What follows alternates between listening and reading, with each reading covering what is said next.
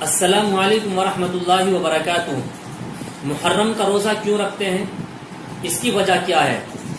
کیونکہ فرعون بادشاہ اور فرعون کا لشکر یہ حضرت موسیٰ علیہ السلام اور ان کی قوم کے پیچھے دوڑ رہے تھے اور ان کے اوپر حملہ کرنا چاہتے تھے۔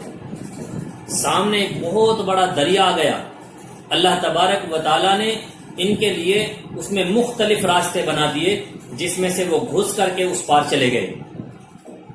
جب فرعون اور فرعون کا لشکر دریا کے پاس آیا اور دیکھا کہ راستے بنے ہوئے ہیں تو یہ بھی انہی راستوں سے گزرنے لگے، تو اللہ تبارک و تعالیٰ نے پانی کو حکم دے دیا کہ پانی آپس میں مل جا۔ پانی آپس میں مل گیا تو یہ سارے کے سارے غرق آب ہو گئے۔ جب حضرت موسیٰ علیہ السلام نے دیکھا کہ فرعون بھی مر چکا ہے اور فرعون کا لشکر بھی مر چکا ہے تو انہوں نے اللہ کا شکر ادا کیا اور 10 محرم کا روزہ رکھا۔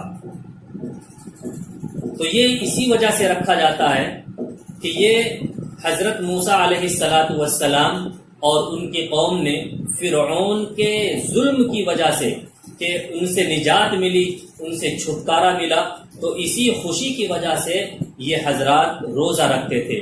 جب اس کی تحقیق اور اس کی تصدیق حضور اکرم صلی اللہ علیہ وسلم تک پہنچی اور حضور اکرم صلی اللہ علیہ وسلم نے دیکھا کہ یہودی اس لیے روزہ رکھتے ہیں تو آپ نے فرمایا کہ ہم ان سے زیادہ مستحق ہیں کہ اس دن روزہ ہم رکھیں، اور فرمایا کہ ہم 2 روزے رکھیں گے، ایک 10 محرم کا اور اس کے ساتھ ایک اور ملا لیں گے، چاہے ہم پہلا ملائیں یا اس کے بعد والا ملائیں، تو یہ 2 روزے رکھیں۔